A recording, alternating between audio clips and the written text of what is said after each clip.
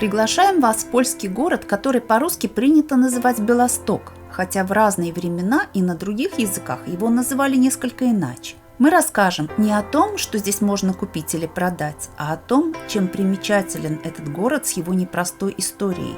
Подписывайтесь, ставьте лайки и в путь вместе с нами.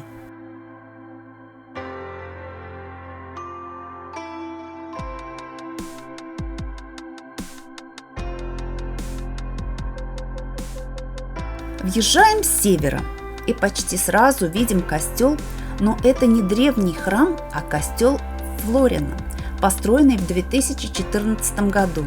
Это трехнефное кирпичное здание с одной башней на фасаде. Канал «Автозакордон зимой и летом» в городе Белсток, в Польше. Но всегда ли это была Польша? Город Белсток был основан достаточно давно, входил в состав Литовского княжества, потом в состав Речи Посполитой. И именно когда он находился в Речи Посполитой, был построен этот прекрасный дворец, который называется Подляжским Версалем. Дворцово-парковый комплекс имеет два уровня. Верхняя часть, в которой расположены дворец и французский сад, имеет форму правильного четырехугольника. На нижнем уровне находится сад английского типа, окруженный набережными с названиями бульваров – Костиковский и Килановский. При разделе Польши он вначале вошел в состав Пруссии. По Тильзитскому миру Наполеон передал этот состав Российской империи. После того, как Белосток вошел в состав Российской империи, дворец и сад Броницких были фактически разграблены. Более 20 скульптур из сада и даже деревья и кустарники были вывезены в царские особняки в Петербурге. В XIX веке большинство садовых прудов были засыпаны. Частный театр гетмана Броницкого также был снесен, а уникальный занавес был разделен на 4 части и продан в Англию.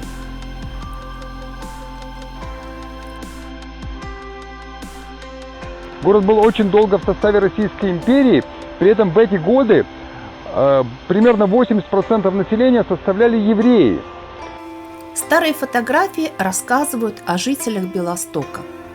Вот так выглядит главная площадь города сейчас, а вот так она выглядела в начале 20 века. В июне 1906 года в городе прошел еврейский погром, в результате которого были убиты свыше 70 евреев, среди которых были младенцы, женщины и старики. Это был единственный погром, на который открыто отреагировало организованное российское общественное мнение в лице Государственной Думы, создавшей комиссию для расследования событий. Вот официальные выводы этой комиссии. Во-первых, никакой племенной, религиозной или экономической вражды между христианским и еврейским населением города Белостока не было. Во-вторых, нескрываемая вражда к евреям существовала только у полиции, и она также внушалась войскам. В-третьих, погром был подготовлен заранее. В-четвертых, повод погрома был также спланирован властями. В-пятых, действие войск и гражданских властей во время погрома представлялось явным нарушением законов. Это было расстреливание мирного еврейского населения, не исключая женщин и детей, под видом усмирения революционеров. В-шестых, гражданские и военные власти в лице низших агентов сами производили акты насилия в виде убийств и истязаний и грабежей. В-седьмых, официальные донесения в изложении причин, поводов и ходе событий не соответствуют действительности. Насилие в городе немедленно прекратилось, как только оттуда были выведены части российской армии. Таким образом, основной действующей силой погрома оказались царские войска. Однако и они не решались вступать в открытый бой с еврейской самообороной, избегая тех улиц и районов, где получали отпор. Во время Первой мировой войны город заняли немецкие войска, и потом он менял принадлежность стране. Вначале он входил в Белорусскую Народную Республику, потом в Литву, потом в Польшу. На короткое время он стал столицей Польской Советской Республики. Именно здесь размещался Временный революционный комитет во главе с Дзержинским, который хотел сделать из Польши Советскую Республику. К счастью, этого не получилось. Он остался в составе Польши. Но в 1939 году город заняли немецкие войска и передали его Советскому Союзу. В 1939 году город входил в состав Белорусской ССР. В В 1941 году снова заняли немецкие войска, и он входил в состав Третьего рейха. В 1944 году дворец был на 70% разрушен отступающими немцами. Большая часть того, что осталось, была уничтожена в том же году Красной армией. После войны город опять вошел в состав Советского Союза, но по соглашению по обмену населением город был передан Польше, а белорусское и украинское население было вывезено отсюда. И сейчас уже город находится в составе Польши. Дворец был постепенно восстановлен после войны. Реставрационные работы продолжались много лет. В 2006 году на воротах дворца был восстановлен герб Браницких – гриф.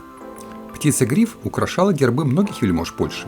А когда польский юноша Богуслав стал шведским королем Эриком, он забрал своего грифа, который теперь красуется на флаге Мальмы.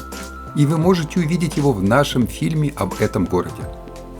Именно Эрик, которого еще звали Эрик Померанский, дал Мальбе его герб, на котором изображен червленый гриф на серебристом фоне. И за образец он взял герб своей родины – Померании. В 2011 году была завершена реконструкция Орлиного павильона, который раньше был вольером.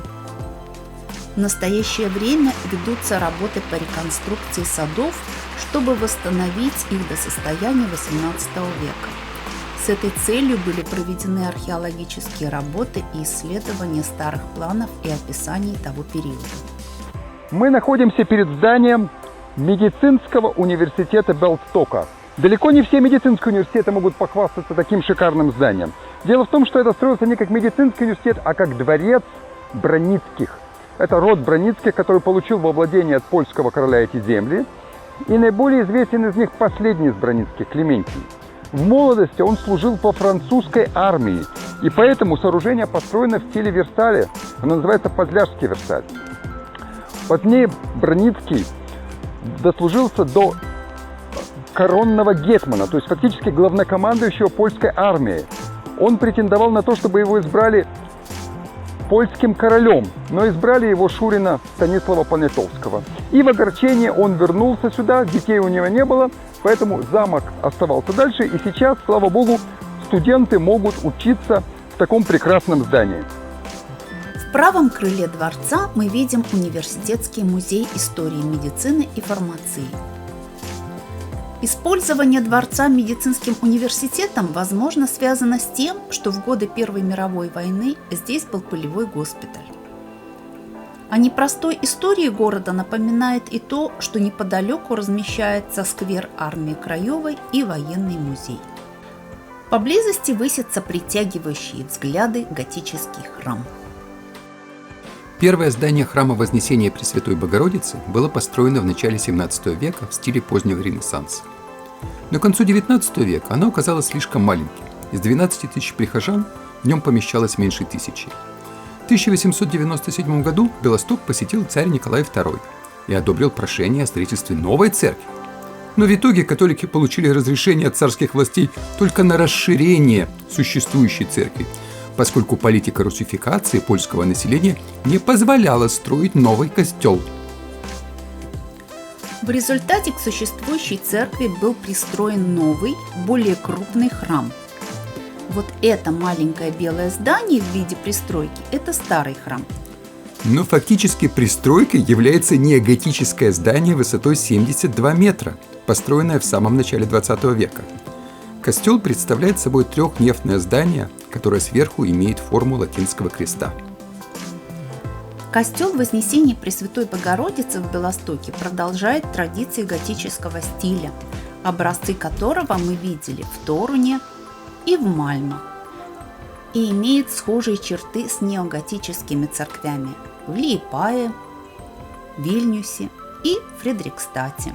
А этот храм с 83-метровой башней был построен в середине 20 века в модернистском стиле. Его официальное название – Церковь Святого Роха, памятник восстановления независимости Польши. В 1939 году, когда Белосток временно вошел в состав СССР, строительство храма еще не было завершено, и советские власти планировали превратить здание в цирк. Мы планируем и далее рассказывать о судьбе стран, городов и народов, оказавшихся на пути агрессивных империй, а также о тех признаках развития цивилизаций, которые нам встречаются во время наших путешествий. Если это вам интересно, присоединяйтесь, подписываясь на наш канал. Ставьте лайки, делитесь ссылками с друзьями и увидимся в следующих городах и странах.